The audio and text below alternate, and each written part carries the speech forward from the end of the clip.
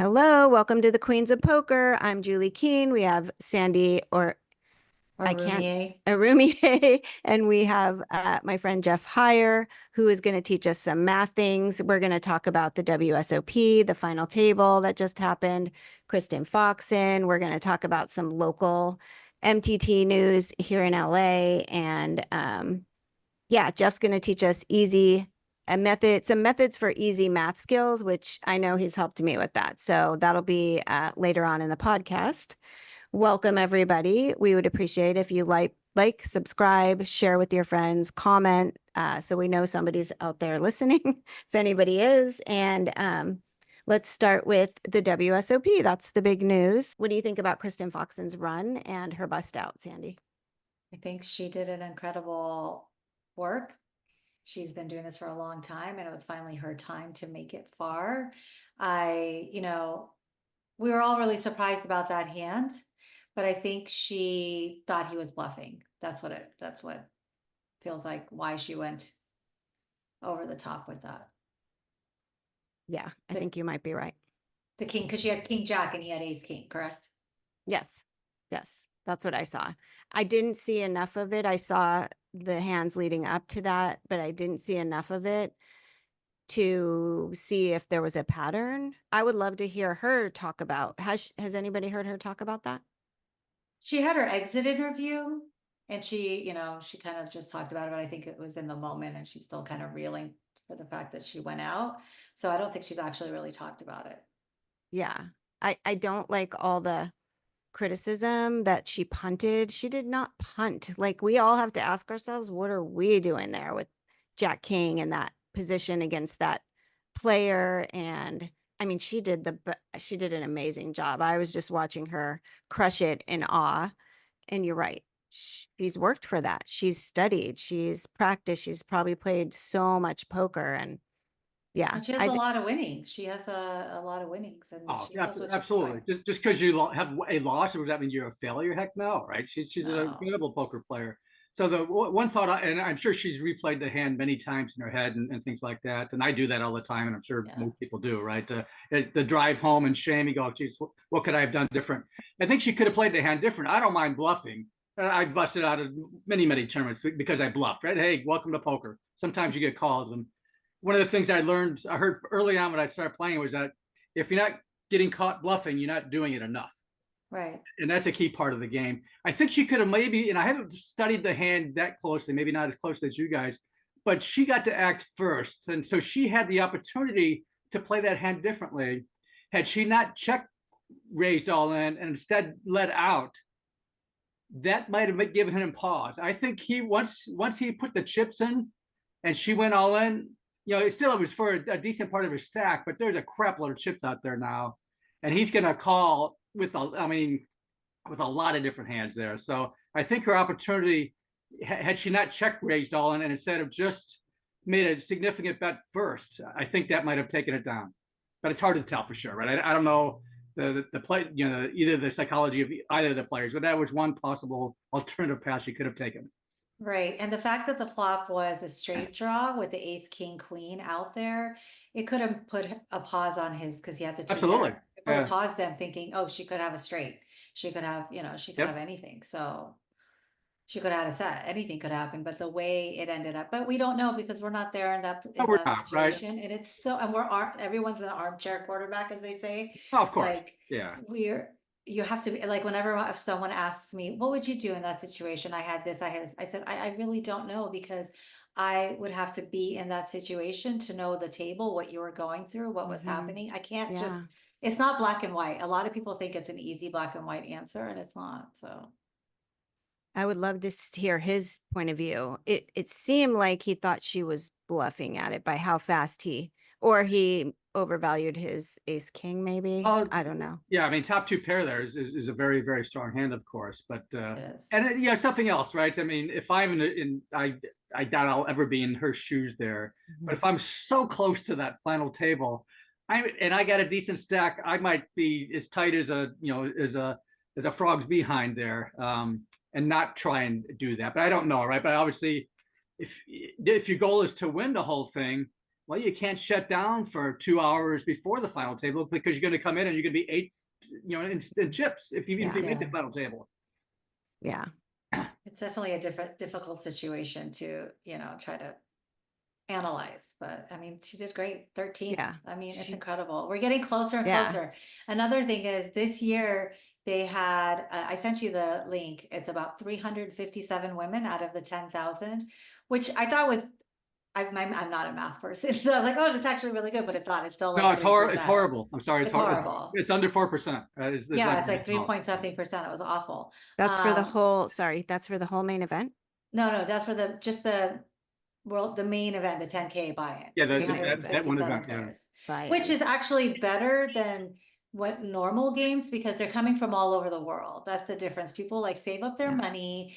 This is a one-time event. Like for a lot of people, it's a one-time event in their life. It's like a huge thing. So I'm hoping that the further women got this year, it'll make it more accessible for other women. At least try to do satellites to get a seat to the main event. Like, I want more women to play.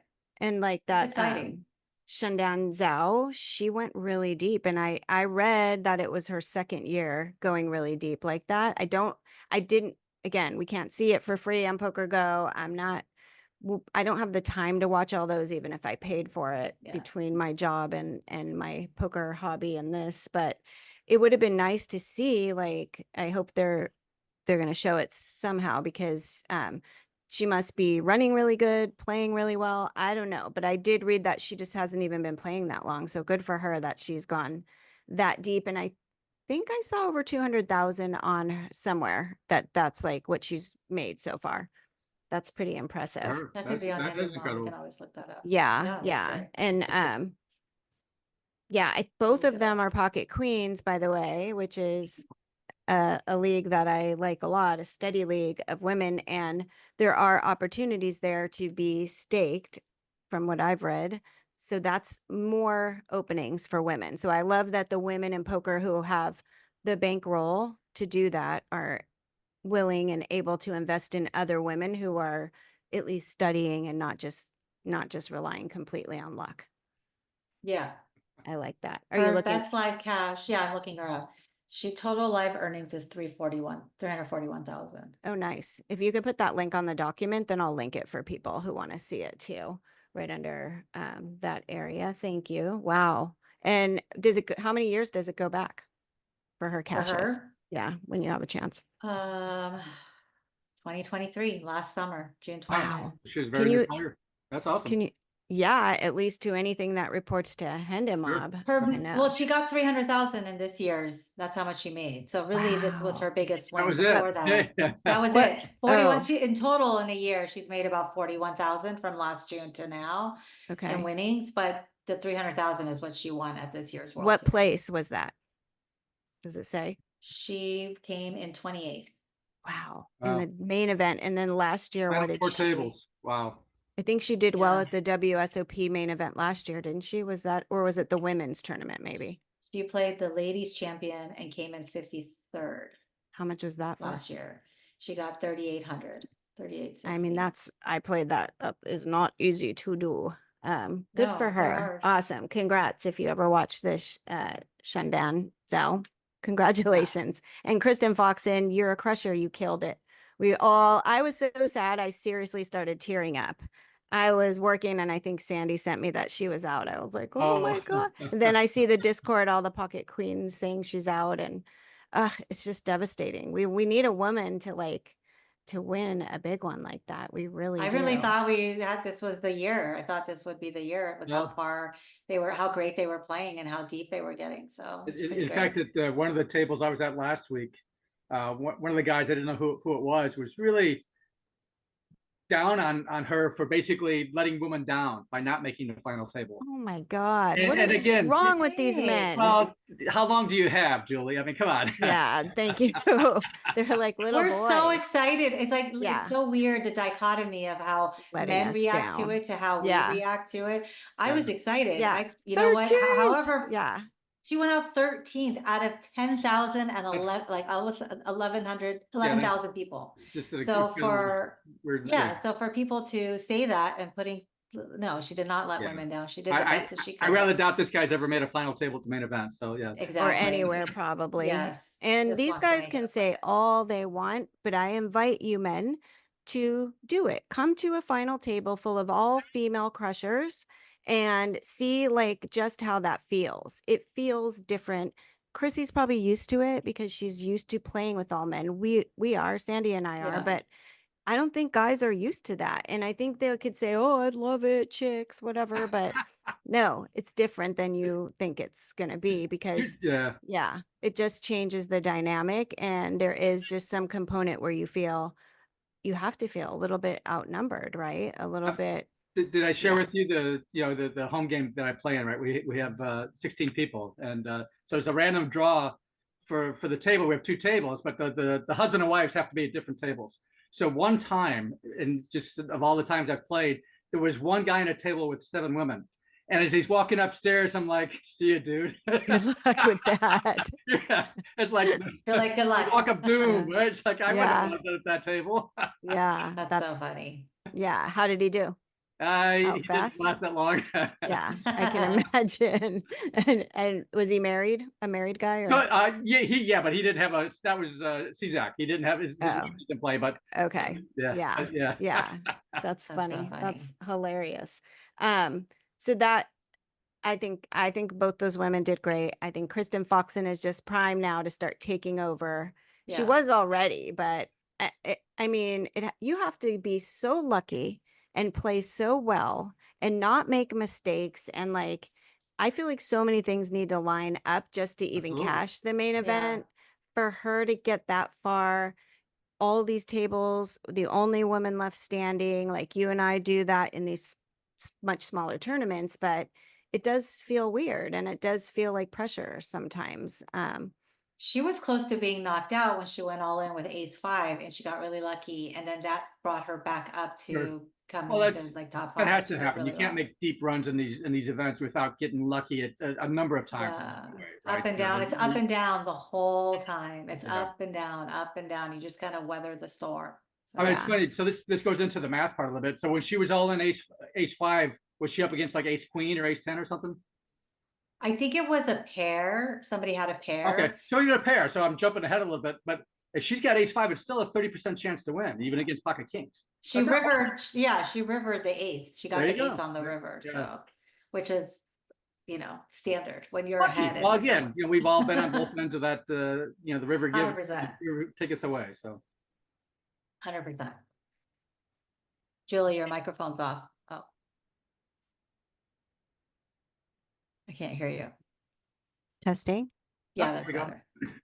Testing. Is it on? Yeah, you're good. Okay. Yeah. Thank you for telling me. What do we think about Poker Go? And they're like hiding the final table from us. Like we can only see 1 hour previews. I don't even know how much it costs, but it just doesn't seem like good for it's poker. Like you have to pay for a year subscription. Oh, I don't not want even to a pay. month? It's a subscription. No, you can pay monthly, I guess, but I think it's a year. It's cheaper to do it for a year. But I don't think something this huge, if you want to invite more people and you want to get more people to play and make it a little bit more accessible, to charge people to watch the final table. That's what I used to love it being on ESPN. We would be able to watch everything on ESPN and we didn't have to pay for it. They need to figure out something. They need to change it up where it's more accessible for everybody. Not everybody wants to. I refuse to pay for another streaming site. So I'm like, I'm done. I don't watch TV. Is it not on ESPN anymore? Because that's where I first saw it. They don't have the ago. licensing. They used to have the licensing, and then CBS has it lost. On CBS, CBS. Sports Channel or something. CBS or so TBS? they should put it on CBS. Why don't they? I watch it. Yeah, on my Spectrum. It's on channel 315. I think that's CBS Sports. Yeah, they were showing it on that. It's not yet, right? So, but that's where like they run all the 2020, the previous ones, and I would imagine sometime around October they'll start showing 24 events. Yeah. So later Hopefully when they'll switch it. That's not fair. What about the people who are in it? Like their families can't even watch on TV, their friends. It just seems Poker Go has a huge YouTube. They could be making quite enough money off that or ads for the final table and then be helping other businesses. I don't know if you sign up for Poker Go, if you get anything else. than just seeing. It's just Yeah. watching all their shows, or all the ones that they cover, all like in the Bahamas, or they do like the big games, or Right. you know, more they Right. do a lot of the WBT, which is fine. But I just think for something this giant, which is like the main game of the whole Yeah. year, Yeah. it should be more accessible for more people, to invite more people to want to play. I agree. It's a big disadvantage for the sport of poker. Yeah, I mean, I have to Yeah. assume that they're they're capitalists. They're doing it because they think they are making Obviously. money this way. Greedy, So if you say they Obviously. But they're shouldn't, greedy. then they're going to do it anyways, right? Yeah. I But agree with you. It's pure greed. It's they're great. stirring up bad will with Oh, poker sure. players, except like the ones that represent Poker Go, which we know who they are. Right. And they also get like entered into tournaments and things like that, which But is poker's actually a great. laggard compared to, if you call poker a sport, you take a look at the NBA and the NFL and the MLB, they've all gone to streaming services, right? Because there's a crap load of money to be made there. So I think somebody at Poker Go woke up and said, hey, we can do that too. Right, Yeah. but you can Agree with still you. watch basketball and hockey and football on networks. Sure, but look You know, at like the main events. Sorry, Amazon right now has some of the Thursday night football games. Yeah. Right, and you got to be a Prime member to watch. Yeah. And it used to be free, right? Yeah. I have that, but I would never know that because I don't watch. Well, they're not really big proponents of promoting anything on Amazon. Amazon is really a tech company where Good point. it's their store. So when it comes to their TV, they're really not the best at promoting. It's like you have to either watch football to know about it, or watch the certain things that they have. Otherwise, they don't really promote. They're really bad. I feel bad for what was that owner's name again? He's really not making very much money, huh? Oh, Bezos. I know, he's so poor. He's not very good at his job. I know, he's so bad. Oh my God. He's only like hilarious. $1 trillion freaking there. So. Yeah, totally. That's So funny. yeah, Poker Go, I think they're getting some backlash now. So hopefully, because I saw ESPN, I think my daughter was a baby or little, and I think it was Moneymaker. Sure, Yeah. Right. Me too. And that is what I couldn't stop watching. Like I was just focused on it. And then not long after, people around my husband's friends started playing home games, and for like $20 buy-ins, and I was tournaments. Everybody wanted to do tournaments then. Yeah. I'm like, let's do a tournament, and I want to play. So they let some of the wives come, and I loved it. I would have never, they let us. Yeah. Like they had a choice. I would have never, I was like, I'm going, and I will get a babysitter unless you want to watch our daughter. No. That's funny. Yeah. They did have a vote about whether we could come or not, but we had money. So they're like, okay. Oh. Money talks. Money and beer at home, right? Yeah. Money Exactly. talks. Yeah. And I was terrible. So Well, I agree with what Sandy and both of you said. Come on, Poker Go. Like, do we want more people to see poker? Look at all Poker Power is doing, not for profit, right? Yeah. And then you have we're doing this not for profit. And then you have Poker Go being as greedy as possible. Not a good look. Next year, apparently, there's going to be more competition for the World Series. The WSOP is going to be they're going to have one, maybe two competitors going on probably at the same time. Like what? Well, it's something that David was talking about, and I don't know if it's ready to be shared widely yet. But our group is taking a look at, do we play WSOP, or do we go to an alternative venue? Interesting. And so one of the things, obviously, COVID, with COVID, the poker numbers certainly took a big hit, but they've definitely come back. I mean, at the Monster Stack, they did, for the first time ever, they did 3 starting flights. Obviously, the main event, they made record numbers. Yeah. So as far as like getting people to play, that part's working. Well, I mean, a lot of the side games were getting 18,000 entrants over and over again. So it's insane. Yeah. Everybody wants to play poker. They just need to make it accessible for people to watch. And it'll make it even more fun. And that is I love watching it. I think that's in big part, not because of the TV, although a lot of my girlfriends say they've seen it and their family plays at home because they've seen it on ESPN or wherever it shows the sports channel. I think it's because YouTube vloggers, right? Who casinos, card rooms, and some of them here won't even let them video still at this point. Mm-hmm. And that's been the best advertising ever for poker, in my opinion. And that's where we should be able to go and see the World Series of poker. and not have to, not behind a paywall, but I've- other things. I Yeah. certainly would like to watch it for free, right? I would I already have a number of streaming services, so I won't sign up for another one. I sort of reach No, out me and neither. ask And them it's more. not even about me. It's about people who have never seen it before, right? If I really want to see it, I'll pay for it, but I don't want to see it that much. I can see clips of Oh, yeah, other people who have paid for it. The Yeah. I vloggers, used to I'll watch support it. them. I used to watch all the 3 or 4 hours that ESPN would have it daily during the World Series. Chad Norman was great. Him and his Oh, yeah. partner, they were Yeah. fantastic. Yeah. They were fun. They made it interesting. Yeah. Now it's just different. But now I was following it on Poker News. I would do a Smart. refresh, and then as soon as she got knocked out, I stopped caring because I was like, I'm not paying for Poker Go, and now the only female that was left is gone. So I'm like, I wasn't invested in any of the other players. So, But you don't even know any of the other players, right? yeah, exactly. So And that's just what happens with the World Series for a number of years now. Is after you beat 5, 8, 10,000 players, you got a bunch of strangers out there. No one knows who these people are because they just happen to be the lucky ones. That got Yeah. Yeah. True. And that's true too. So I wrote down Poker News. We'll put the link for that. And poker.org had didn't poker.org have some updates as well? I watch them on social media or Instagram mainly, and they do nice clips, and they've really upped their social media game for sure. So I put Poker News, and I think poker.org. Okay, yeah, because I'm like pokerorg.com is not a thing.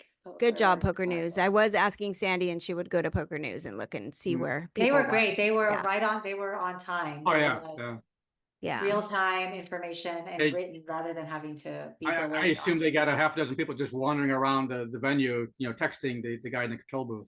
Yeah, and taking photos and saying this hand happened and this happened. It was such a great thing to use because I'm very visual. So just reading it, I could visualize what these people were doing. It was really interesting. I love it. Great. Maybe next year we'll be able to go to whichever of these we choose. Listen to that Poker Go. It may not be WSOP. I didn't go. I go to WPT in the winter for a few reasons so far, but maybe we'll do that and we can do updates and get some video and stuff like that, like I did at the Commerce. That would be fun. That would be fun. Yeah, I'd watch it. Thank you. So since we're still talking about the World Series, let's kind of just jump into the person that won, Tamayo, the person that won, Jonathon Tamayo, who won. There is now talk about an investigation because of him going to the rail and using a real time, the RTA system and doing the hands. It's pretty interesting, and I just don't think it's something that should be allowed, honestly, especially at that final table when you can't even wear headphones and you can't listen to music or have your phone. Is that true? It is true. I thought he had a thing in his ear. Oh, he does. Well, that was illegal too. That was illegal. I didn't know that. He had his hoodie on. Yeah, he was hiding. They need to be more like, oh my what gosh. are you doing? What are you wearing? I saw the video of him handing it to his friend, but I thought it was legal. I didn't know that. I thought the laptop was legal because why didn't the freaking WSOP call him out and say no? Again, like as I mentioned earlier, I blame not the player, right? The player is right. It's not his analogy fault. I use. If you're going to drive 90 miles an hour down the 405 and a cop just waves at you as you go by, whose fault is it? Right? Yeah. The floor should have been. I mean, obviously, both. WSOP must have had a half a dozen people, maybe a dozen people there. Somebody should have taken him aside and said, "You can't do that. Stop it."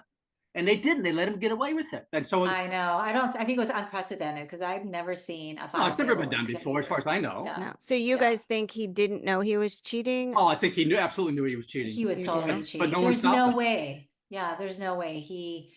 From what he was doing and going and talking to his friends and looking at a computer when he was waiting, I think he was in a hand or he wasn't in, I don't know what was going on. I saw it. It was between hands. Going in and looking. Between hands, what I saw. You can't do that. You can't.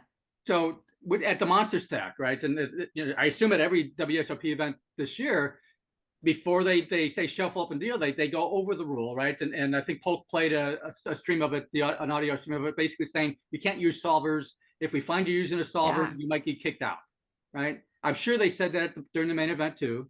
And the thing that really pushed me over the edge was that thing in his ear.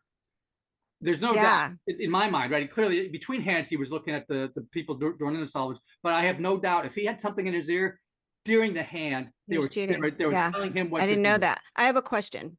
Is that only at the final table that you can't have these or It's the AirPods? final table, and as any table that's on TV, anything that's being televised, you can't have headphones. If it's a live, you're not supposed to, because people can cheat. People Was will there no call. delay on that? There is a delay. Yeah, there's There is always a a 30-minute for TV. delay It's for the about screen. 45 minutes. Yeah, Okay. 45. So at least people weren't telling him in real time what the whole cards were, but still, that's not the whole cards, insane. but again, the whole purpose of the solver and memorizing the other player's play. Yeah. Yeah. And again, with That's that earbud, terrible. I'm sure they were texting him that Yeah. the voice saying, "Hey, Yeah. CQ is folded 3 times before when you did a 3-bet to him." And I'm Yeah. sure that was, they exploited Which that. is what Daniel Negreanu said on with Alex Keating and Polk. But I agree with that. I didn't know that we weren't allowed to have No. earbuds. I was thinking big deal. So it went dead or he gave it back. But the way he handed it to his friend looked shady, and the way the friend looked. Absolutely. It was very shady. The friend that whole should be- interaction. Right. The friend knows it's illegal. He should be Yep. in trouble too. That is like colluding and accessory to a crime, in my opinion. Like Oh, he took absolutely. it from him to hide it, and it was so videotaped, like it was Yeah. recorded. Yeah, no, that facial expression was was pretty atrocious. I mean, it's like somebody just handed him a live hand grenade going, Yeah. "I don't want it." And he was obviously kind of an honest guy because he looked like, why did you give me this? Well, that makes sense. I didn't know why everybody was getting so upset, but then I read some of the tweets from, I guess it's his coach, Dom something. And that guy was like calling people losers and Well, if you just made $1 million, you would too, right? Well, he's defending his action. Yeah, no, he's I defending his wouldn't. I action. wouldn't be calling other players losers for calling this out. And yeah, the way he's reacting, it makes me think they should get in real trouble, like real trouble, like banned. What or did something. Shakespeare say? Doth protest too much? Yeah, thou doth When you're protest angry. too much. Well, Yeah. it's funny. I read something that Daniel wrote not last night or the night before. He says he doesn't want people to go after the kid. He does think, obviously, WSOP has to, and I'm sure they will, establish more firm criteria for next year. It's probably, so the horse is probably out of the barn this year. I don't think they're going to be able to do anything. I don't think they're going to be able to claw back any money from him. Where are they going to? No, but I he should get a thought- penalty, and so should his coach. Shouldn't And what be would the allowed to penalty play. be? You know, what, we're going to take 10% of your winnings? I doubt. I don't think his coach should be the allowed in the building anymore. He cheated. He assisted cheating. I don't think he should be actually- able to win the first fight, and they should go down. The second person should he should be disqualified and not win. Yeah, I and kind just of give agree the second now. person. I think WSOP would have such egg on their face if they did that they would be adamant about not doing that. Again, I think they screwed up. Just 'cause The they'll look people on the bad, floor yeah. screwed up. And Yeah. I'm sure going forward into next summer, they're going to be very, very clear. And this will never happen again. But he got away with it the one time that he could. I don't Sure. think it'll Let me happen tell you, again. if that was me at that final table and saw somebody going to Oh, their friends, I would be absolutely. like, what Yeah. the What fuck? the heck? Right. Yeah, and Right. again, What the why hell is going on? I want to again, hear from the other guys. Why did nobody say a word? Yeah. I want to hear that. Like I haven't heard anybody address that. No, I Yeah. read something last night. The runner-up said, "Oh, I didn't know what was going on." It's like, are you serious? You're playing for $10 million, and what? You didn't see them all? Yeah, exactly. Wait, Maybe last they don't night, want to cause any waves. I don't know. Yeah, I The think that's what runner-up- it Everybody is. looked at it as sore Yeah. losers. So what? The second place That's- winner, they don't want to make waves because Daniel Negreanu said it's like you have to tattletale on your fellow poker players. I'm like, I'm fine. Yeah, I'm a I'll stickler tattle. for the rules of I'll poker. The one thing tattle. about I love about it is that everybody is equal and everyone starts equal. It's supposed to be a fair game like that. And when people Yeah. start doing these little things left here and right, it takes away from the competitiveness and of it all for me. So I'm a stickler for the rules. I Yeah, don't like me people too. rabbit hunting. I Yeah. don't like people trying to get information and do things like it's just play the game. Yeah, I agree. Keeps you I interested. would have, if it's different, if I'm like, hey, Sandy, what do you think about that fold? Or what do you see? Am I giving off tells or Jeff or That's somebody? different, yeah. Versus them sitting there with a team and a laptop and I've got a thing in my ear and they're running sims and stuff. That's BS. Like I can't even believe, yeah, I really misunderstood that. I I didn't. Yeah. I guess I should have noticed that they didn't have headphones on at the final table. But in fact, None of them do. It's funny, Julie. One of my goals, since I read all the time at the table, I want to make a final table somewhere with a camera. I don't care if I win or not, but I just want to be on there reading a book. Because that'll be, to me, that's more memorable than winning the darn thing. Because I mean, who won the main event in 1993? No, who knows? I don't know, right? Who cares? But the one wacky guy that was reading a book, that'll go down in history. They would be like, he's so unbothered by everything around him. He's just reading his book. Yeah. We should all be Zen like that. Yeah, but Johnny said that my book wouldn't be allowed at the final table. He said nothing is allowed. So I'd be sad if I ever got. Yeah, I don't think right, so. so Yeah, you have to do a live stream or pull my book something. away from me. Yeah, because they don't allow phones. They don't allow you to have, you can't wear headphones, nothing at the final table because they just want it to be. I'd let him scan my That book, seems right? fair. Yeah. Do a Lucky Lady live stream or one of the live streams and you can read your book. Yeah, I there read you books go. on my phone sometimes. Like Yeah. I just turn Yeah, on I the can't Of course. see. the Kindle. Yeah. It's better than some people are so distracted. They're literally like this, watching shows or playing games on their phone, which to me seems insane, right? Good. But It's annoying when you have to constantly nudge them. Hey, dude, it's your turn. Hey, mhm. one more time. It's still your turn. Yeah. I love And the ones that are playing tournaments at a live tournament and on their phone they're playing another tournament or they're playing a cash game. that's I'm super like, how do DJ. you focus? Yeah. Yeah. Yeah. You're focused. It's like you're playing two They different don't. games. Obviously, they're playing any hands and they're lost a lot of the time. Well, I don't like when we talked about this earlier, when they're talking on the phone Yeah, that's annoying. at the table. Is bad enough. They're loud, they're disruptive. It's hard to keep my thought and hard for the dealer, I think. And a lot of the dealers don't want to say anything. And then when they're in the hand and they're still like, dude, hold on. And then they look at the cards. In It's like, tournaments, they're not allowed to do that. So if they're doing that, you Yeah. call the floor. it happened at the bike and the dealer luckily said, sir, you have to get off the phone like 3 times though. Yeah. And it just holds up the game. Yeah. It breaks the rhythm too when the floor has to come over and say, and he's like, it's not a rule, call the floor. It's like, oh my God, they just told you it's a rule. Like, what did you come here for? You really need to talk on your phone. It's insane. At Hollywood Park, there was a guy at the cash table, sounded like he was running a meeting from his phone, Yeah, like I've heard that before. Yep. a business meeting. And I was like, Yeah. are you freaking I believe kidding me? it. Yeah. I believe And that the totally. dealer did not say a freaking word. So I just went to a But different the table. dealers don't feel protected, you Oh. know what I mean? So they don't feel like they can. There's do a anything. stupid rule at Hollywood Park I'm going to bring up real quick that you guys probably know about this, but I don't play cash that often. So let's say you bought in for 200, you have like 800 and something. You change tables because some idiot's on the phone.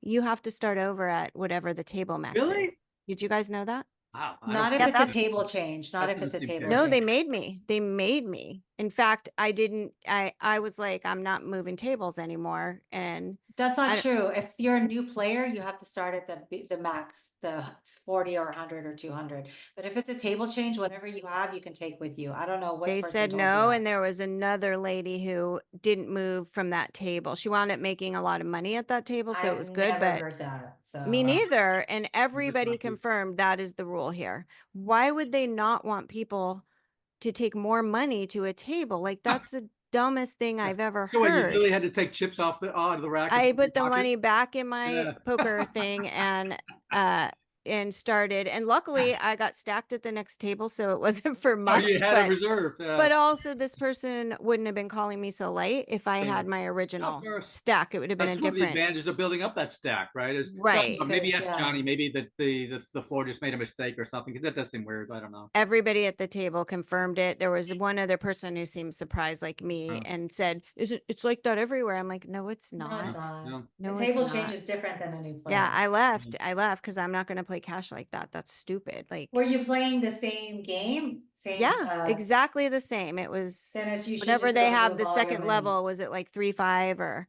not the $1, the next one up? That's what I was playing. Yeah, it should Yeah. go just a different table because Yeah, the and guy I- on the phone.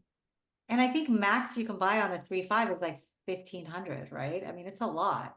So I'm surprised that they wouldn't want you No, to bring this it. was like a 3-6, I think. Oh, it was. Or no, 200, 500 or 200, 600. It Oh, wasn't okay, that maybe much. that's why. Yeah, But still, a table Yeah. change from one game that's exactly the same to another, right. you should be able to bring that money with you because it's still in play. Right. And in fact, I've tried to do that at Lucky Lady where I'm like, okay, I'll put some of this away because it was a lot too much to carry. And the $100 chips. So I put them in my pocket. Where's the rest of your chips? I go, what do you mean? They're like, you have to bring it over here. Like, then I hear like, It's I the opposite. can't bring it. Yeah. It's so weird. I Mhm. was like, all right, I'm out of here. That's a sign. I need to get There's out no of here. consistency. I do Yeah. want to throw in the tournament directors had a tournament director conference last month. And they came up with where now the dealers have to tell you, this is how much someone put in, this is the raise. They have to be more involved before they're just Good. kind of, They yeah, need that's a to. new thing. Who's So they told should, them?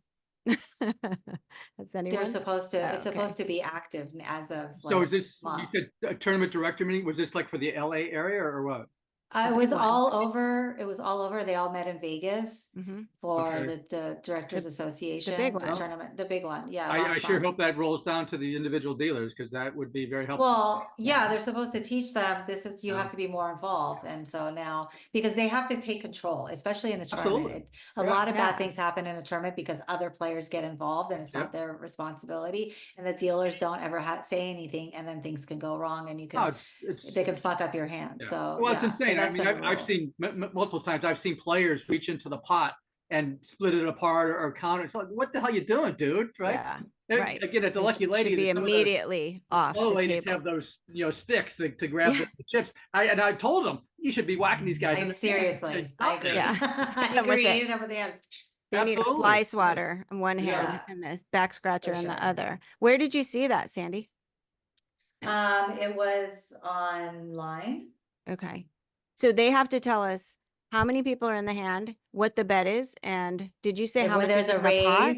how much no, the raise, how much Okay, is, just the if, raise. Because yeah, I like if always someone ask bets, that. I ask for it. And one dealer, most of them were pretty good, but at the bike, one dealer was like, literally acted like I was asking for the world. She rolled her eyes. She got all irritated. It's like, and I don't know. I learned online. So I just know from what I've seen, I didn't know it was a rule, but I know I'm allowed to ask. Absolutely. What Yeah. was the raise, dealer? And I made a $21,000 Oh, mistake right, yeah. because I asked her and she said it was 21 and I took that it was 2,100. It was 21,000.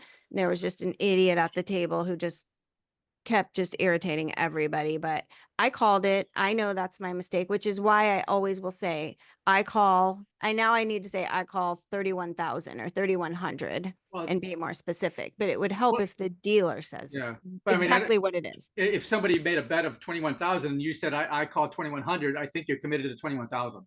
I said, Once really? you say I call, I mean, I don't know the rules like you guys I do. said I call and I put Yeah. enough that covered it, but not the change. Yeah. And so I was taking my change back Yeah. and they're like, what are you Now, once you doing? say you call, it's what it, and again, Right. the I know dealer, that. the dealer makes a mistake, and that's happened on occasion sometimes when they misread the chips and like doesn't, No, she you're missaid. stuck, right? The So dealer says, oh, the raise is 1,500, and you say I call, and all of a sudden it's 2,500. You're stuck for 2,500. if I say I call 2,500, I'm only calling 2,500. There's no such. I mean, again, please correct me if I'm wrong, but there's no such. I don't thing know. as I call a certain number. Nope, it's I call and that's it, right? I'm going to have to get up, walk to Anything the after other that's side of the irrelevant. table and look and count it but isn't there a myself and big then go difference back. between when the blinds are low and someone puts out 21, thinking it's only 2,100? What were the blinds you said?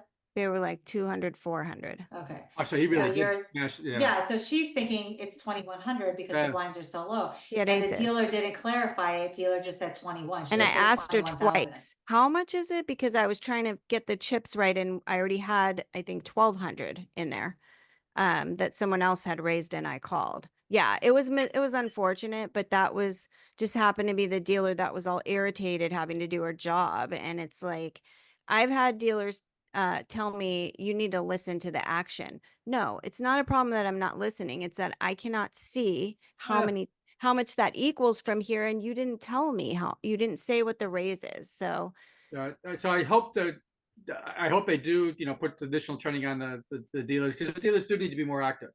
yeah, I added the article to the bottom of perfect. Thank you. And I'm going to go and read it that. says here, And the big blind now, between the ante and the big blind, when you're out of money and all you have left, they used to They put it in the changed that. ante I first. did They hear changed that. that. Now it's the big blind, so you have the opportunity to get, to win. That's nice. So I they like that. fixed that. And then People the dealer, argued that too. I know. Yeah. But now it's official. Awesome.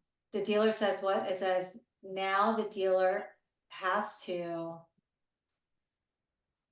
It used to be the old days that all the dealer did was like shuffle up, throw the cards, keep the pots and chips, everything in line. Daydream. But now that's changing. Yeah. Because so many people have listening devices on, like headphones, like I do, playing music or noise canceling, like I do. So the attention of players are all over the place. Right. To fix the situation, the dealer is expected to announce a bet or a raise and the amount of that action. That's their new rule. Love it. For example, a dealer is now bound by the rules to call out bet of 150 when someone opens a pot and raise of 150. Should a player raise the pot, this would also apply to any additional 3 to 4 or 5 time bets of the hand. So then they would say raise to this amount, right? Yes, they have to make it clearer for people to understand, so you don't make mistakes like that. Right. I wish that was a week ago. And that should have been, that happened after this discussion and rule change. So that's actually the dealer's responsibility. Like they screwed up. Well, also she told me the wrong amount and then later looked like that and then didn't admit it because she had crazy on her side. And it was like, oh my God. Okay. Those are the two main good rules. But knowing me and how stubborn I am, I will never make that mistake again. I don't like holding people up to know exactly, but you have to. Oh, you're not holding anything up, right? It's on a player, right? Yeah. So, but Julie, you're just a magnet for craziness. I'm sorry. It's just for sure. I mean, everyone else go ahead. Everyone else at the table had to deal with his crazy too. So it wasn't just me.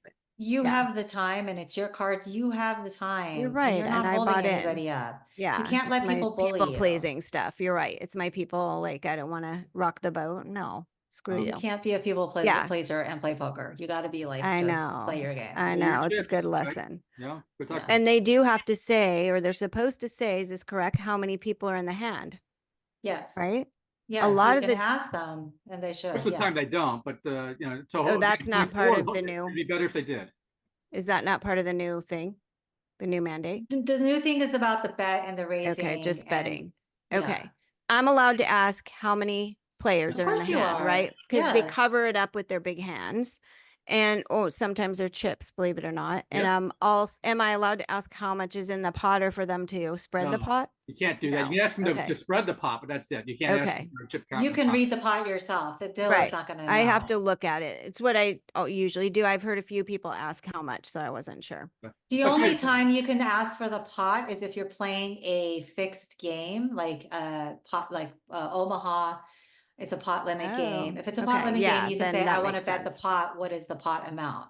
Then they can tell you that, but not in a regular no limit. Yeah. So I play a lot of mixed games. So everyone probably knows these things, but for any of you ladies who are gamers or you started online or you're new, you learn something maybe. I'm learning things. But Julie, you mentioned something about it's hard to tell if someone's in the hand.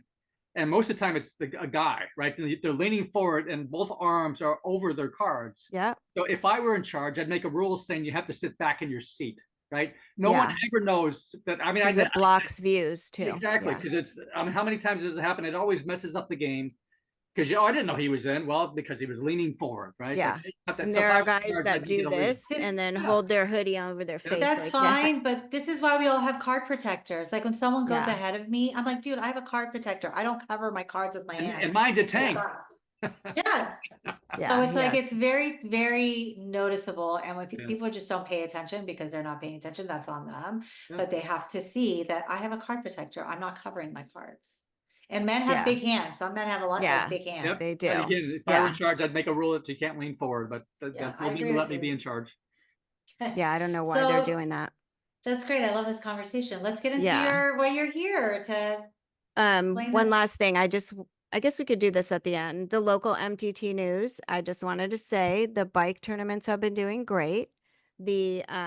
I did not see very many women winning, and my goal I hope this year soon we can have a lady on that wall with all those first place. Well, and maybe she'll have red hair and glasses. I doubt that, but it would be nice to have a female. And then I just, so congratulations to the two ladies in the deep stack when I left. That's awesome. I didn't get your names, but maybe for next week. I did want to say, so I got a small cash, not last Sunday, the one before. And the LA Poker Roundup, which if you guys haven't seen it, I know Jeff has seen it now as I referred him. Yeah, thank Go you. see, they mention all the local crushers, the local winners. They tell us a lot about which tournaments they're going to play and which are the best buys. Ty showed my win and it said Jay Keen. This is BS in so many ways. Was it because I'm the only woman there? I don't know. But I did go up and say, when I was getting paid, I said he wanted to take my copy and the original one went to the dealer, which doesn't always happen. And I said, I need this for my league. I need it to prove. And then you're going to send this to Hendon Mob, right? And he said, yes, had my full name. And he goes, can you take a picture? And I go, okay. So I took a picture. It's better. I don't know if they'll count it. It's better if we have the actual thing that looks like a buy-in ticket. And then I get it and he doesn't have my name on it. Like that doesn't help for Hendon Mob or anything. Like I have no idea how that happened and why that would happen, except that I asked for proof. I don't know, but come on, Bike, do better. Yeah. What do you think? I mean, I think they really don't even want to do tournaments. So from what I gather and what I've heard, that they don't even want to do them, and they're only doing them because they're specific series ones. They don't even have a daily tournament director anymore. Do they have daily tournaments? No, they used to. They used to have. I know. They were one of the big ones. They haven't had them in over a year, I think. It's been about a year. Well, it's one of the challenges, right? I mean, the casinos make more money with the cash events than they do with the tournaments. So sooner or later, cash events. I mean, until we saw that at the Hustler, right? Post COVID, I mean, they're like, bye. Tournaments just kept moving, right? And then they just got rid of them all together. And because again, I assume they make more money, and casinos are in business to make money. So I can't be too mad at them, but I would hate if we lose tournaments. I mean, that would be sad because I love playing tournaments. Yeah, tournament players, we don't get any respect because we're competitors and we're not gambling. We're trying to win. I mean, maybe they need to all get together and make money on advertising or streams or something, but social media, I don't know, or they charge a little more, but I don't like the disrespect of and not having women's tournaments. I'm really thinking about saving because I spend a decent amount of money at these series. And I like the bike. I think they did a great job this time, except this is a pretty big mistake. And some of the dealers could use some help, a very small percentage though. Most of them were great and better than the usual that I see. But yeah, that's feeling disrespected makes me want to save my money and spend it at the WPT or Grayton or somewhere that at least has female events and acts like they want us there, you know? Yeah. For sure. That's just, yeah. And congratulations to local player Eugene Tito. I saw him at the bike on Sunday when I was there. Oh, you know him. He's back in town. I've played with him before. I played with him multiple times at Commerce. He did a great interview last night, you guys, on the LA Poker Roundup. He's got third place in the Mystery Millions at the WSOP. Like that's huge. Yeah, and his big thing was being able to lay down big hands. That's what he was talking about. Yeah. That's part of the game is be able to avoid those huge chip losses. Yeah. And tricky to do, but yeah, I came late because I was working late. I asked if he used GTO solvers and he said no, but that he was open to it, which makes me feel better because it's good to know some of that stuff. But these guys who run their whole game on it, I don't know. Do they live in their mom's basement? Like, come on, guys. There's way more to poker than just running your sims and your solver all day. I feel like you're not really learning the game that way. You're just using an algorithm to help you. It should be, poker is not just that. It's skill. It's also your own instincts. So having a GTO solver with you doing everything for you kind of takes away from learning the game organically. So I just read a comment by Seidel this morning, and it's obviously he's one of the older guys there.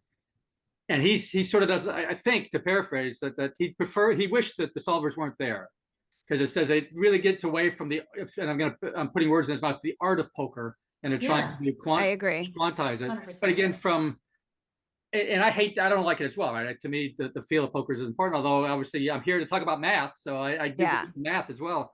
But these people aren't here for the love of the game. These people are here to make money. Yeah. It's the Benjamins, right? Yeah. So we can yell or we can say, geez, we wish they would do it. Well, that's why they're doing it, right? I mean, if these people wouldn't be playing this game if it wasn't for Moneymaker and all these other people that advertise the game and said, oh, look, instead of making only $100,000 if I win a big tournament, now I can make $10 million. Right. Now a lot of people are going to turn out for that, right? And hence, obviously, that's what we're seeing. So good for good and the bad. Well, yeah. The more popular it becomes, the more behavior we'll have like this. Yeah. I think it's also, oh, go ahead. No, go ahead. I think it's also the new generation of poker players, the online kids, that's how they've learned. Yeah. So they're playing it using their solvers and their, RTAs. So there's a different, just a different league of players and different, people who have grown up on computers, like that's their whole life and that's the answer for everything.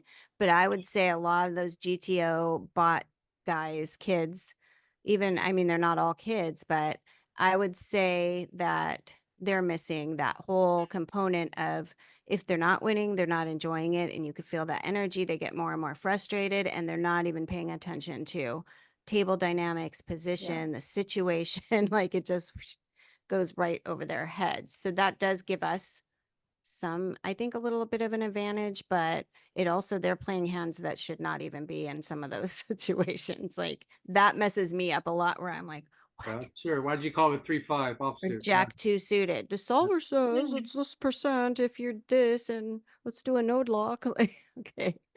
It's just reminds me of like, the guy in the basement. Yeah, the kid living in mommy's basement. It's just, and I have invested and studied, and I still don't know that I see the full value. It made me feel a little more lost in my game where I didn't before, but I try to stay open-minded. So yeah, it's trippy. Okay. I think that was all it with, and I just want to let you guys know the bike does have a poker feed, a tournament poker feed, which I love. And I think it's called, it's like bike tournament feed or something like that. I'll put it in the description where you guys could see the updates and pretty much keep up with it, which is what I also learned from the LA Poker Roundup. Is it just text updates or do they live stream the video? I wish they live stream. Oh, no, okay. So for now they show WSOP, pictures of the winners. They show the list, like my name, my initial is up there now. You're famous, Jay. Way to go. Yeah, I'm people will know that. Luckily, Ty knew who that was and shouted me out, or I wouldn't even notice that it was there. But yeah, so now that gets us to solvers and the math of the game, which I'm going to introduce my friend Jeff, who is known for reading a book at the table all the time, every time. He also has figurines, historical figurines, and is very good at the math part. He's helped me with it. So he came up with a few teaching tools for anybody who struggles with the math being quick and simple. So take it away, Jeff. All right, so I'm going to steal the screen here. Oh yeah, does it say you can share? Let me see if I can. One participant can share at a time. Yeah, go ahead. All right, so it should be, let me know if it's up. It's up. We can see the side. Yeah, that's better. Okay, it should say, splash screen says Poker Math Matters. Yep, awesome. Okay, so blah, blah, blah. So thank you, Julie, for the intro, and thank you so much for the invite to the podcast. I've been an avid supporter and, really whatever I can do to help. You know me, I'm gonna lend an oar or put a shoulder down, and I'll certainly help anywhere I can. So what we're going to talk about today basically is just math, right? And why do we want to do that? So I've been playing for a little while, right? And whatever things I've noticed, and I call this a value statement. I really don't know what the hell a value statement is, but it's sort of why I did this. Beginning players, even advanced poker players, I think they get challenged by math, right? They've been away from math since they were in 10th grade. Some people are opposed to it because I'm a field player. I don't care about the math. And some are like it's too hard for me. So some aspects for the math could be advanced, but most of the basic math for poker is really, really simple. And that's what I want to get through in the next couple of slides here. And the reason why I think is because even if you're a field player, I think your game can be improved if you really at least use a little bit of math, or at least understand when you play a guy like me, I am using math. that ought to make your game better. So that's my thesis, and we'll see how that goes. So anyways, why listen to me? I don't know, right? I've been playing Texas Hold'em regularly for about 10 years, right? I started playing in 13, and we lost a couple years for COVID. I've done a lot of things in my career, but basically I'm a scientist/engineer, which means I have to measure things. So ever since I started playing poker, I've kept track of all my poker tournaments. So I have a spreadsheet updated every time I play. I got almost 900 tournaments in it. That's a lot of stuff, right? Yeah. And in this spreadsheet, I say, okay, here's the dates, here's the buy-in, here's the venue, here's how I did. I busted, or I got third out of 48 people, and I made $300. So anyways, when you have that in Excel, you can crunch numbers all day long. So I've grossed more than 100 grand, right? Now that's not a lot, right? It's never going to change my life, but that's pretty cool. I have a tournament. I have a hobby that more than pays for itself. I'm net positive. One of the things I've determined over the years, I'm an above average poker player. I'm not the best in the world. And I think being the best in the world sounds too hard anyways, but I'm an above average player, and I get paid to play a hobby that I really, really enjoy. So, and that's one of my t-shirts, right? It's what I do. I play poker and I know things. So, so again, just as an introduction, to this poker math, again, I think most people really are a little afraid of math, right? It's been a long time for some of us, longer for some of us than others, since we took a math class, right? It might have been high school in 10th grade or something like that. So that could have been decades long ago. And you're like, I don't do that math anymore. I don't want to be bothered doing that. So part of what I try to do in these few slides is show anybody really can learn this poker math. And again, I think it's going to improve your play. And that's, so the graphic there is like all these questions that a player is posed with before they make a decision. So there's a lot of things going on in your head, and math ought to be one of them. So one of the basic concepts of poker math, why it matters, or poker math matters, it's talking about what probability is. So like people go, what the heck is probability? So the easiest way to describe probability is a coin flip. Everybody in the world knows what a coin is. Everybody in the world knows, hey, got tails on one side and heads on the other, and if I flip it, half the time I'll get a tail, and the other half I'll get a heads. So that's probability. So the probability of a head on a fair coin is 50%. Right. Same probability for a tail, 50%. Everybody can understand that. So that's the one, use case that's always used. The next one is like a die, right? If you're playing backgammon or whatever dice game, typical die has 6 sides. So what's the probability of rolling a 1 on a 6-sided die? Well, it's 1 out of 6. So you can convert 1 out of 6 to a percentage, 16%. So that's really, in a nutshell, that's what probability is. And the way to calculate is that you can take the total number of possible outcomes, and you put that on the bottom of the divisor, and on the top is what you're trying to predict. So for cards, for example, and now let's get to poker, a 52 card deck has 4 suits, right? Every suit has 13 cards. So for example, in this text here, there are 13 hearts in a 52 card deck. So what's the probability of drawing a heart out of 52 cards? Well, you take the 13 hearts, you divide it by the total number of cards, 52, and you come up with 0.25 or 25%. Right. So that's true of any of the suits, right? The probability of drawing a club, 25%. Probability of drawing a diamond, 25%. Now you can, go on with that. What's the probability of drawing a card higher than a 10? So now you got to count a little bit. Well, how many cards in your deck are higher than a 10? Well, you got 4 jacks, 4 queens, 4 kings, and 4 aces. I think most people can add 4 plus 4 plus 4 plus 4, you get 16. You divide that by the total number of cards in deck, 52, and you come up with about 30%. So in a nutshell, that's what probabilities are. And that's how what we want to do. Oops, sorry, I forgot to click on it. Now we got some animation. Yeah, there we go. The coin flip, okay. And there's that. Yes, I got lost in the shuffle. That's all right. It's good. So again, why do we do this? Poker players are constantly faced with decisions, right? In a 5-hour tournament, you probably have to make 400 decisions in a 5-hour tournament. That's a lot of decisions. And almost every single one is like, well, I'm not sure, right? It could be this, it could be that. Math ought to be part of that to help you inform your decision-making process and make your plays a little bit better, right? So if there was a way to score a poker player, say you're a 38% poker player, if you use just a little bit of math, I bet I can get you to 45%. To me, that's pretty good. For not much work, that's pretty good. So in poker, there's the concept that we call outs. And just like in baseball, Texas Hold'em has outs. And I'm sure most people probably that are watching this now really, they know what outs are, right? Everyone's heard of them. But I'm trying to now say how we're going to use outs and probability in math So basically, the basic concept is in poker, an out is just a future card that may come on the board that will complete or make our hand a little bit stronger. And the rest of the presentation, it's just doing that. And one of the simple ways to calculate the outs and to turn that into the percentages is what's it's called the rule of 4 and the rule of 2. And so what you see on the screen here is just an example.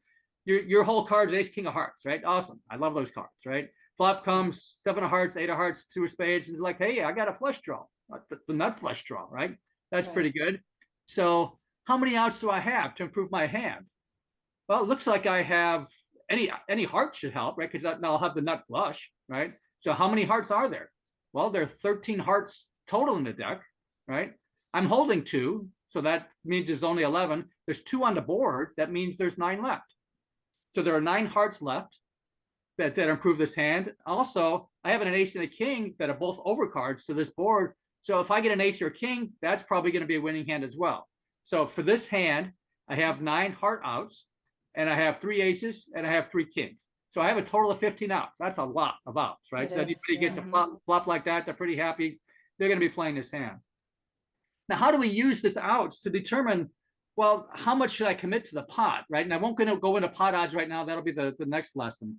But basically, you should be involved in this hand.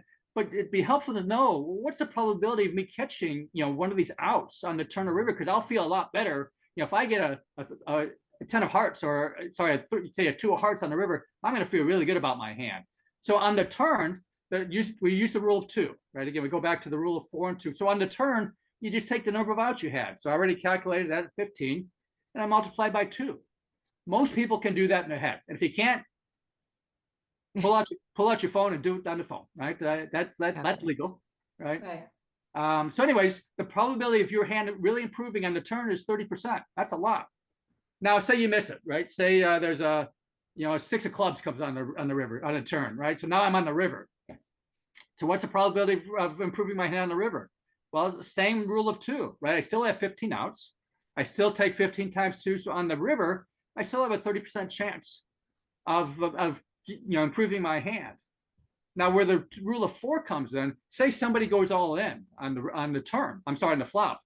You get to decide, or maybe you decide to go all in, right? Because you have such a strong hand. So what's the probability on the flop of making either the flush or the pair of kings or pair of aces? So again, still got 15 outs, but now I get 2 draws at those 15 outs. So instead of multiplying by 2, I get to multiply by 4. So this hand has about 60% equity of getting the flush or a pair of aces or a pair of kings by the river. So that should go into your calculation on whether you call a bet, or whether you're going to raise a bet or things like that. So simple math. And again, the subsequent slides will basically just go over the different examples of that. But I'll pause right now. And this is I'm in front of a class here. I'm sort of teaching right now. Does this prompt any questions right now, or should I just go on to the examples? My question would be, when you think of that, when you have these outs, you're assuming whoever's left in the hand don't have those outs? Yeah, and so this is a general rule of thumb, right? And for example, the rule of 4 and 2, the actual number, for example, 15 times 2 isn't 30%. It's a little bit different. But I try and keep it simple, because whether it's 30% or 32%, that shouldn't affect your decision. Right. Now, it's very possible, if you're at a 9-handed table, it's very possible some of these hearts have already been mucked. It's possible. You don't know that for sure, right? So if you want, you could say, well, instead of doing, times 2, you could do by times 1.8. But people have a hard time with that in their heads, right? It's enough for people just do 15 times 2. I'll be happy with. The other thing you could do is just say 15 times 2, it's 30. I'm going to take 10% off, right? Because there might be already, a heart dead. So you could do it that way as well. Okay. Yeah, because it seems like even if there's 9 players in the hand in the beginning, and that's only 18 cards that are out, there's still another 44 cards still available, or 34 cards still available. So. Yes. But it's likely that some of those hearts are gone, right? It's possible some of the aces or kings are gone, and that could go into your calculation. But again, just at the on the surface of things, this is a good way to start. This is like math 101, and then when you get to math 102, now you can make some edits to it. Yeah, I love thinking about my outs. I'm like, what do I have? And Am that I you good said the that's a other day? 10% statistical error because they might have folded. Is that what you gave Yeah, that? like I said, if it's a 9-handed table, right? And you can't see, you can see your 2 cards. You can see the 3 on the board. You can't see the other 16 cards. It's likely that at least probably at least 2 of them are hearts as well. So you may have fewer hearts to draw from, but you don't know. It's possible that all the hearts are still in play, but this is just the beginning start of doing math. And like I Good said, question, Sandy. Yeah. Yeah. Okay. so So 30 is the top end and yes, maybe yeah. could go down to 20, which is a big difference, I think. Yeah, I wouldn't go all the way down to 20. But Oh, again, not 10% then. yeah, I might knock it down to 27. No, 10% off 30 is 3. Oh, Yeah. okay. Yeah, Okay. yeah, yeah. Yeah. I'm not good at math. 27%. It's Okay. 27%. Okay. Yeah, that's That's what he's makes saying. more sense. Thank you. Yeah. Yeah. That's where my head goes with math. Yeah. And except the next 5 slides are just exercises and it'll be like you guys have to solve it and obviously be here to answer. But when I posed this, right, because Julie and I have been talking about this for a little while, and math is that's just part of my DNA, right? I think in math terms. I just do, right? Some people see musical notes in their head. I see numbers. Yeah, not me. I see words. Yeah, we're all different. We're all Letters. wired Yeah. different, right? And sometimes, so anyways, but I posed this thing to multiple people now over the last few months, Julie, based, when we started having this conversation, and I shared this with you, I think the other day. I was talking to somebody just this past week. I said, hey, I'm doing these math slides. Do you think this might help your game? And sometimes and I only approach people that I think would be open. I don't talk to people that I think they're going to say, no, I don't do math. Mm-hmm. And the response from this person is, I said, I try to keep it very unconfrontational, just asking them, just getting to know them. I said, do you do math? And the response is, well, sometimes. And they said, well, and it takes me a while. I said, well, look, here's the example, and I use this exact example, right? Here's your whole cards. Here's the flop. Take your time, right? There's no hurry in this conversation. What do you think the likelihood is of you getting, and it wasn't an ace king, it was just a flush draw, right? So there were, instead of being 15 outs, there were 9 outs by the river. And I said, what do you think the probability is of you catching this flush draw by the river? And the answer was, I think about 70 to 80%. I didn't say it out loud, but in my head, I'm going, wow. That's why they chase. And I said, well, would it surprise you that you're overestimating it by a factor of 2? And they looked shocked. Wow. Right. And so I left it there, but I'll see this person again. And if they want to engage, I'm going to say, this might be a leak in your game if you're really overestimating these probabilities, because they're going to be calling huge bets on the flop. Yeah. The math says don't do it, even though you have a lot of outs. And again, this isn't a subsequent class talking about pot odds. The amount of money you have to put into the take from your stack and put in the pot, that goes into your calculus. That goes into your decision making process. Again, we won't cover it today, but yeah. Anyways, I was surprised, but not surprised at the same time. Yeah. I've never thought it was 70 to 80%. No, it makes sense though when someone chases you, especially when it's like 5, 6 of hearts or 5, 8 of spades, and you're like, what did you But they're not thinking about the math. They're doing that No, gambling. at all. They're just gambling. Yeah, They're just right, betting that it's right. going to happen. They're literally gambling. They're not thinking about Right. the math aspect of it. And obviously, Percentage. as the math guy, I'm always really sad when someone makes a bad call and still wins, right? We're all sad about that. Yeah. Luck. Oh, It is a leak in their It game, right? And crushes me. to Yeah. my advantage for people to play poorly like that, right? Obviously I'm going to lose sometimes, and I'll be sad, but overall, I'm going to make a lot of chips if you're going to make bad decisions like that. True. In the long run, people that play like that will lose. They may If you don't win get in the unlucky. interim Yeah. and Yeah. now, but Yep. majority of the time they're going to lose. It kills me when people have like 2 to 5% Well, probability of not winning even that knowing hand it, right? than they So do. sometimes I'll ask somebody, it's like, hey, congrats, you hit that out in the river, but you know what the probability was? Yeah. No, they don't know. Crazy. Yeah. That's what they it's care, so right? rare. They just think they're good. They're like, Yeah. I made a great decision. It's That's so right. I rare. knew it was coming, because I always love Yeah. that, right? And Yeah. again, I am not a field player, right? So I don't understand the feeling that I knew the heart was coming. Like, really? I love the response by a player. Oh, I knew you had a set, but I called you anyways. I'm like, Right. okay. I say It's thank like- you. Yeah. It happened to me at the bike. I I literally, feel like that's their way Yeah. of justifying Oh, them absolutely having a is. shitty Yep. hand. So Yeah. a set of 6s called by 8-5 offsuit. He Yeah. flops a straight. I raised pretty high. I don't know why he called me with that, but that's bad luck. And then aces for the fourth time, I raise it. I did think the blind was lower than it was, so I could have raised it a little higher, but 8-9 and like 8-6 or something, and it's like 8-8, whatever, 10. And again, And it's like, we all hate when that happens, but if you do Yeah, I that lost 100 my mind. times, 90 times, you're going to get a lot of chips. Right? Yeah. right. And the other 3 times I did get a lot of chips. You go with home. them chasing me with dog crap. Yeah. No, I Right. mean the other 3 times I had aces, and I mean I don't play super sneaky. I need to learn to do that still, but yeah, it's frustrating when I'm like, what are you calling with? What do you think you're possibly going to do with that? The Mhm. chances of 8-8 or 9-9 hitting there are not very high. So, but good luck. There's only 4 of them. So, yes. Yeah. Yeah. When they both had each other's outs too. Yeah, it's like. I just got so whatever it is. unlucky. Yeah. Okay, so I'm just going to skip that because we're talking about. So now I'm going to just go right to the exercises. So Okay. here it is. Here's your whole cards: Ace of Clubs, 5 of Clubs. I kind of like this hand. I don't do, want to call it I a huge do. raise with it, but I definitely, if I can, Yeah, I I want like it. to get in. Yeah, it's suited. I like any 2 cards suited. Well, that's With an ace. that's something we could talk about if you want, right?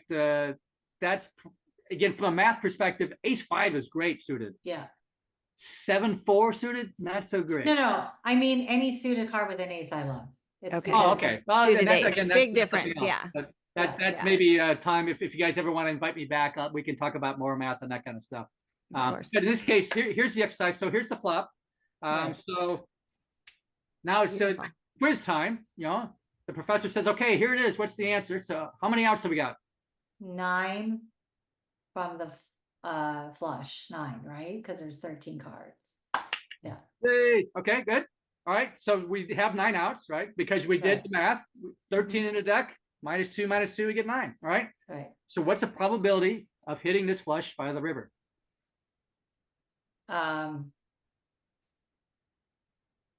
9.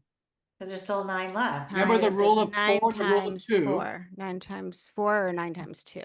Right. I So made again, the it's same on the mistake. flop. And so what's the probability by the river? So again, that's the turn plus the river. So that's the rule of 4. Right. So So It's 9. about 36, I think. rule or- of 4, right? Oh, So we take 36. 30, yeah. So rule of 4 says we take 4, multiply the number of outs, and we get 36%. by the river. But if interesting. it Okay, you're doesn't doing come the by the math. turn, then that drops to half. Yes, Is that half. right? Yeah. So again, rule of 2 says on the flop, it's about 18%. On the Right. river, it's also about 18%. But, I said by the river, so you get to add both of them together, right? And so, So 18, typically, 18, you're faced 36. with this decision, maybe there's a pre-flop raiser, and they do a C-bet.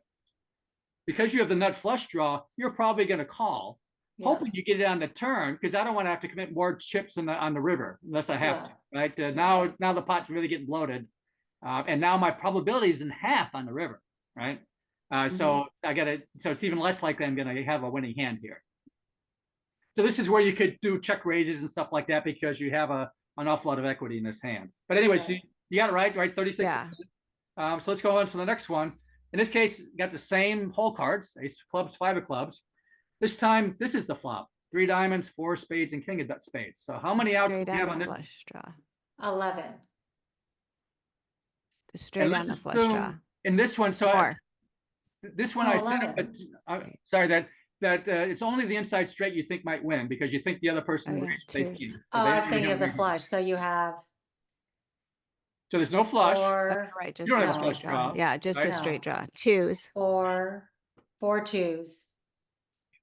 Very or good. 6, 7. A runner, 6, 7. Right, but that's extra math, right? I don't want to do extra math for the beginners right now, but that does add a couple points. But that's a Yeah, this you is have 4 math outs. 101. We'll get to that if we ever get to math 202 or 303. Mm-hmm.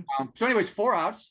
So what's the probability of getting my straight by the river?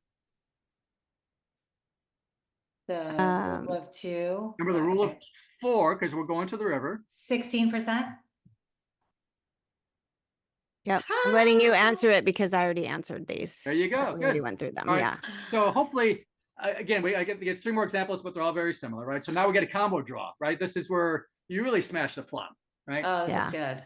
And this I happens. did recently. Sometimes you That's how I get, won that tournament. Yeah. I Yeah. hit the straight but missed the flush. You get So in this 9 case, for you're the probably- flush. So what are the outs for a straight by the river? Well, straight or a straight flush? The Just a 16, straight right now. the Again, I try to 16. keep it simple. Just a straight, and then we'll talk about a flush later. it's Obviously, the Four outs. four the from same. before, It's the yeah. same, right? So same four. thing, 4 outs, right? Right. So Plus. what are the outs for a flush? 9. Okay. Now, however, that you got that correct, but one of those outs we've already counted as the 2 of clubs, right? Oh, so 8. Now I only have Oh yeah. 12. 8 yes, times so the probability of either 4. hand on the river. Again, yes, you're ahead of me. 48%. Yeah. Yeah, so 48%. it's the 4 plus 9, but we have to subtract 1 because we can't double It's a count lot. the 2 of clubs. Right, you're right. Yeah. So it's 8. So 4 that plus should 8. become more natural again over time. But again, obviously it's a massive draw, right? Mhm. So I don't mind committing a good, a lot of chips Yeah. in a hand like this. I'm going to be at the table going, wait a minute, I need to count my Yeah. outs. So I have 4 Uh-huh. of these times Oh, 9 of these. you weren't doing that before. I do it. I'm just not good I'm at not, doing it I'm in my not head. a math, like there's so many people I've learned over the years playing poker that are accountants and they're Yeah. math people. So Yeah, they me do too. this math stuff. Oh, I hate math.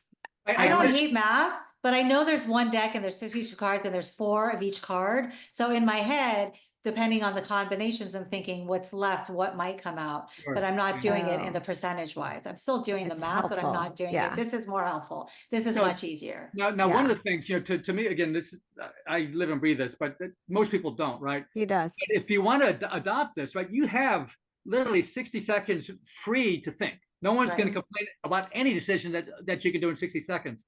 I think anybody can do the math in 60 seconds. And it Oh, gets totally. quicker, and I use Absolutely. my The more you do it, calculator the faster sometimes. you are. That's just human behavior. Yeah. Yeah, and then we know that it's how many are left and the amount of cards in that, like whatever you're trying to get, it does become easier when you just practice it over in your Yeah. mind. And now a more advanced thing, right? Now we're talking about, you can put an awful lot of pressure, as a check raise on that hands like this. Yeah. You can play And most passive, people do. You can play Most, super aggressive right? if you want to, just because you have so much equity. Right.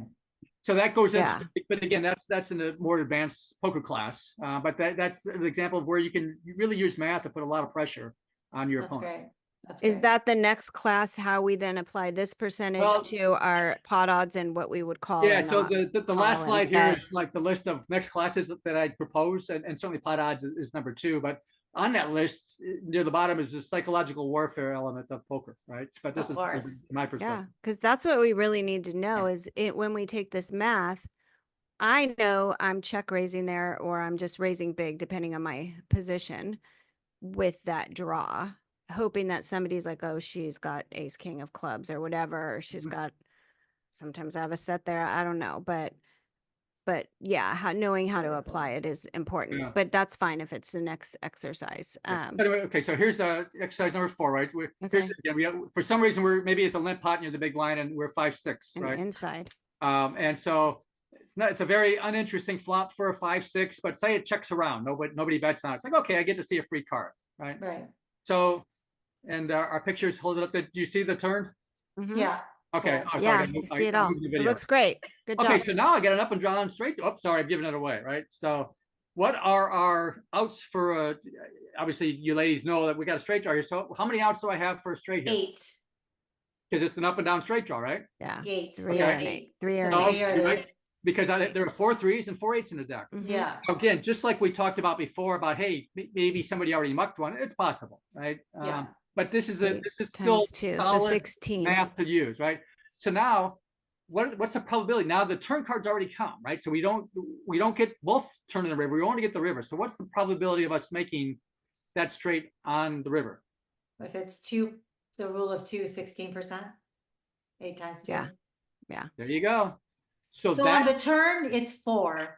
Which is less The than rule of 1/5. 4. right. But again, we didn't flop a straight draw. In this case, Yeah. we turned the straight draw. Right. And again, this happens all the time. We don't always get this. You flopped exciting an flop, inside right? gut shot, but you would have needed the 8-9 Yeah. runner. Yeah, and Yeah. again, that's advanced math, and Yeah. I'm never calling for runner bottom end of a straight. That's just a horrible No, thing to do. I know. Yeah. Top end I of a know. straight, I might call. Some a do, flush, some but- do, Yes, not I know. us. Well, I had that Usually. a lot. I was playing last night and I had that a lot where I would have the lower end of the straight draw. And I'm like, even if I get my straight, Yeah, Yeah. I mean, I someone's fold going to that have a the lot. higher straight. I'm like, I have Yeah. to hold it. you were That's doomed. why I to try lose a not lot to of play chips those if you cards. do Yeah. that. And in fact, that would be I've put together 150 slides already, and one of Yeah. those, well, several of those slides talk about Yeah, great. You hit the magic card on the river, but oops, it hit somebody better.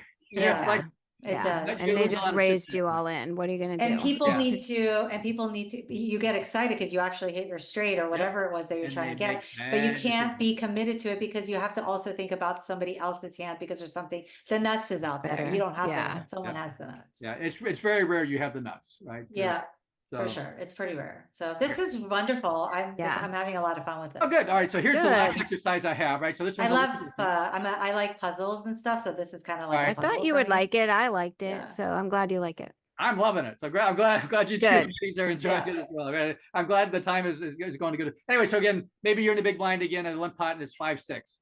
So in this case, the flop's a little different, right? Ooh, I right. kind of like the flop. I kind of don't like the flop, and you ladies can see. My head goes boat outs. I'm Well, not so, going to call everything. Yeah. Give so me I got- 5. Give me so- 6. so there's 2 pair. Yeah. I've that's probably the most challenging hand I run across. Yeah. when I get Happens 2 a pair. lot. I strongly dislike bottom 2 pair. Right. Me Top 2 too. pair, I'm okay Yeah. with, but bottom 2 pair. Anyways, this case it's even worse because now there's 3 spades on the draw. Mhm. Right. So maybe it's checked, right? So you get to see a turn. So it's a blank, right? Right. It's a 4 diamonds on a turn. All right. So now Straight somebody draw. in the river, somebody makes a big bet, say on the turn. Right. And now you have to try and figure out, all right, maybe they already got a made hand. Maybe they already have a flush. It's possible they hit a straight, right? Right. It's possible they just have an ace of spades. Right. But no matter what, the only thing I can be comfortable with is if I get my full house, right? Because Right. they make a big bet on the river. Because say I missed the river's a brick and I missed my boat, I'm going to be hard pressed calling a big bet. So I really think the only way I'm going to win this hand is making my full house. So how many outs on the river to make a full house? 4 outs. Very good, because there are 2 5s and 2 6s, right? All right. Yep. 8%. Dun, dun, dun. Very 8%, low. right? Mhm. Yeah, it's nothing. It's very Well, hard. It's rare. Again, I think this math can be learned. It's not that hard. I learned it in 10 minutes. Yeah, she did. Didn't know you And didn't I'm know really this. bad Yeah. with fractions. So the fact Again, that that's I'm why able to learn this. I try and keep it simple, right? It's Very simple. It's in very reality, simple. the number isn't 8%, it's something different. Yeah. But 8% is like, and one of the things that's helpful, because 8% is like people go, what's 8%? Well, 8% really means if you do it 12 times, 1 time it'll happen. Yeah. People can understand that a little bit better. So like Yeah. 3%, I try and say, well, that's 1 out of 5. Because people, 20%, Less than have a hard time 10th. with that. Yeah. Yes, Less we than do. a We 10th. do. It can be confusing. 1 out of when you- 6, really, right? Yeah, I mean, 1 out of 6 would be about 16%. So anyways, that's the math class for today. Here's a list of future topics I thought would be helpful. And as we talked about pot odds, that needs to go into your decision-making process. That's So after awesome. that, I thought about, hey, let's evaluate starting hands. Which one should we be playing? Should I be playing? Yeah, 7 I love suited? it. Should I How to play take that math ace then and do the 7 calculation. offsuit? And the Yeah. answer is no, don't play ace 7 offsuit.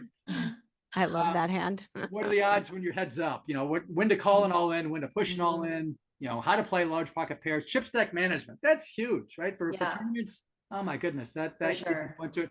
And we talked about this briefly, earlier in the chat, but listening, talking, and watching at the table.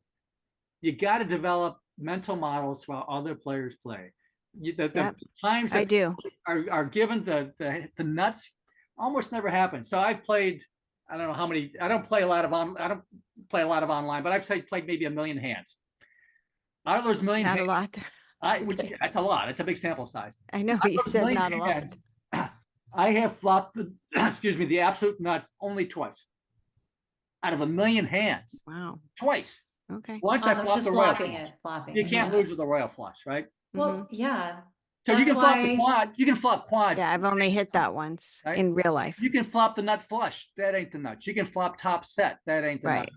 So, Right. so the only nuts that there are, right? One time I flopped the royal. That's clearly the nuts. The other time I flopped the top and bottom end of a straight flush. That's the nuts. You can't beat it, right? Yeah. Everything else, it's vulnerable. Now, if I flop 4 of a kind, I'm loving my hand, but it ain't the nuts. Mhm. So anyways, you got to, I think part of being successful in poker is be able to understand a little bit of, it's called the level of, poker levels of thinking. What do I think the other player has? Right. The only way to do that, because sometimes you just have these maniacs at the table, they're just raising every hand. Mhm. Well, I use that against them, right? Yeah.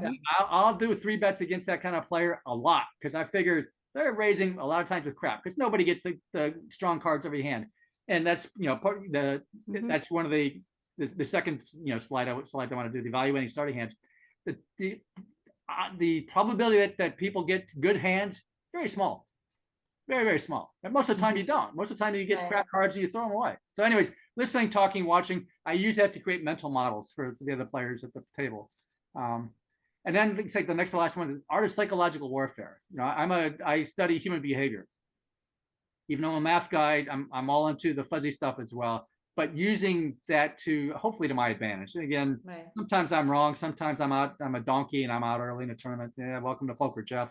I still make many, many mistakes. It doesn't matter if I played a million hands. Sometimes on the drive home, I'm going, you were just an idiot there. What were you thinking, Jeff? We all do. The last one, then I'll stop talking, right? But I think, Julie, I think one of your earlier podcasts talks about this mental resilience. Yeah. That's a huge part of a big tournament.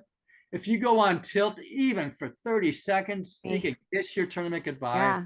I do. And a big buy-in. I raised my hand. I know. Yeah. And I was guilty of this, even though again at the World Series, 2 buy-ins at the Monster Stack, twice I was guilty of it. And the thing that ticks me off, 30 minutes before, I was actually talking to the guy to my left because he was down to 20 blinds when we were at 3 and 6. So it's only 12,000 left. And I said, hey, we got 60-minute levels. You got 20 big blinds. That's a lot of poker to be played. Don't give up yet. Don't just donk it off. That was nice of you. Nice of you. And it's funny. An hour later, he had like 60 blinds because he went on a mini rush, and then I did the stupid thing. It's patience. You know what I do if I'm getting close to even getting to being anywhere near that feeling of a tilt, I take a deep breath. I just go back into myself and try to meditate it out because I don't want that to take over the rest of my tournament. I can't. You just got to let it go. You have to let it go. But it's a challenge. And again, obviously, at this point, I was physically, the big excuse, because I was tired. I was physically tired. Yeah. Yeah. And that's part of it, right? We wear down time, sitting down at a poker table for 10 or 12 hours a day. That's very exhausting. It's very exhausting. I'm constantly getting up to walk just to get my circulation going. And I think the older you get, the more challenging it is sitting at a table for that long. I thought you were getting up to see what other players are doing at the other tables and how many chips are left. I'll do that when we get close to the money, but otherwise, what I do though, a lot of times I'm playing with friends at other tables, and I do care how they're doing, so I'll go by and I'll take a look. And Julie, I'm sure you've seen this me do this with one of the ladies in our group. She, because I walk around so much, years ago she started charging me a toll. So when I go past her, I gave her $1 every time I walk past her. Oh, that's my toll. That's so great. Who is that? Irene? No, that's Tammy. That's so funny. Smart. I'm gonna start charging you. I usually get it back at the end of the night, but not always. Yeah, he wanders around to say hi to everybody. There you go. Well, now I know, so that's good. See how everyone's doing. I think he is looking at the stacks. Like I said, when we get close, early on in the tournament, it doesn't matter. But as we get close to the final, close to the money, then I might look at it a little bit. Because you're sizing up your competition, see who has the biggest stack. That's normal. It is, and I'll come back, and if I'm, if I've made friends with the guy to my left, I said, hey, there's 2 short stacks over that table. Just hold up. Don't make a move. Wait. He does. He'll tell me sometimes, which I appreciate. I do that too to my friends. Yeah, I do say, be careful. We have time. Just hold on. No, one of the funnest things that I have that happened to me when I'm at the final table or something like that. I fold, right, and somebody goes all in and loses, and I just made $200. I go, boy, that's the best $200 I've ever made. Right? By doing nothing, sitting on my butt, I made $200. Seriously. Yeah, I like laddering up. Everybody loves that. I think this is great. I love the presentation you did. It was so simple. I've seen Jeff teach a couple of women now. I'm thinking of Anita. I know you taught Irene a decent amount, and Anita, when I met her, was a real beginner. Her husband played, and I've seen her cash and be at final tables, and she's a really good player now. So, and she's just a sweet person. Like, she's not confrontational or she's super nice lady. And I was thinking, well, it couldn't hurt for me to get some more help on math, because in college and high school, I would get straight A's in everything but math. I struggled to get a C in math, which might be all in my mind. My mom was like a math genius. I just don't. But Some people obviously, gravitate it quickly, some people don't. It's just, Yeah, it Yeah. is. some people Yeah. need a tutor and it's hard. Like Some people I are can't do artistic, basic shit. right? Absolutely. Yeah. I mean, we're all Right. wired differently, right? I mean, it's not Right. good Yeah. or bad. We need Yeah. art. There's a great need for artists in the world and musicians and bricklayers and bridge make all sorts of stuff, right? And Yeah. Well, now- my point is, if you're not great at math, you can still play poker and still use the math without Yeah. being like, it doesn't have to be second nature to you. It's not second nature to me at all. I'm looking forward to using the tools that you just taught me when I Yay. play next to see how It's not I can against do the me. percentage. Yeah, it's not against you, not against you. I won't. I cannot promise that. But Well, not the next time I play, so it won't be Yeah. against you. Julie knows this about me, right? But I describe myself as I after my kids, right? I have 3 passions in life. I love to learn, I love to teach, and I love to play poker. And in my home game, right? I'm okay. My goal is to make my friends better poker players because that'll make my game. That'll make me have to get better. And I'm not the best player, but the only way to get better is to play against better people. And that's true of whether you play tennis or chess or tiddlywinks. That's the only real way to get better is by That's playing. very gracious of your time to do that. So yeah, thank you. that's so his much. league, by the way. It's a league, and they're all, most of them are really, really good. No, but So that's gracious yeah, to have that personality to be able to do that. And you like especially to teach, at which is great. poker. Yeah, where Yeah, I know. everybody is so takers and just wants And for themselves. So I appreciate it. I tell people, when I need money, I go get a job somewhere. Right. I'm not, this isn't paying, I don't rely on the rent. I don't rely I do No. not I expect know, poker to that's pay the my way it bills is. ever. Yeah, it's not that kind of hobby for me. Maybe one day I can, make as much as you've made at it, but Yeah. hope so, right? What the heck, right? expecting that is what messes me up though. Well, Expecting to win. You have it within you to far exceed my play, right? Because you have the ability to read people. Yeah, and I read from. I need to make you a class of that. I absolutely, right. If somehow you could smush our brains together, we would be a We really we see good. the final table. Yeah, because I see right through a lot of stuff that you don't. It goes. No, you don't see it, but yeah, I'd have to again, think about. Sandy does try too. and find physical tells, and and occasionally I do find them, but it's very rare, right? And that's why I rely more on my mental model that I build up at the table with them. That's what I rely on. If I can find a mental model, and I do sometimes, and part of it actually is by the size of their c-bet, I go, yeah, they completely missed that flop, and I'll just check raise them off the hand, right? You're base. I was wondering what you meant by mental model, because it's not reading souls; it's mathematical. Is that what you mean? This is building up a history of their previous plays. How often are they in the pot? How often do they cheat? How often are they raising? And then you get to find out that they raise with King 5, right? Because they're just a very aggressive player. Like we know they don't have it every time, but they're raising. Again, it's impossible. You can go on many rushes, but if you after 2 hours of playing with the hand, probably at least half of those raises were total crap if they're very aggressive players. Use it against them, right? That the time I went deep in the monster stack in 22, there was a guy. He was my ATM machine. I check raised him 4 times, and I don't know if I ever told you this story, Julie. On a break, he asked me to stop, and I literally. You're not going to stop. I literally laughed, and I try not to do that to people, but I'm like, nobody's ever asked me to do that. I'm like, I can't comply with that request. Yeah. Wow. But he didn't laugh. Yeah. I mean, but again, because just kept pulling the same crap. We love those. And it's funny because I recall this now that I'm bringing it up. We were playing, with the same 9 guys or, for 4 hours or something like that. The other observant players on the table knew what this guy was doing. And so I didn't have the opportunity on one particular hand to check raise him, but somebody else did.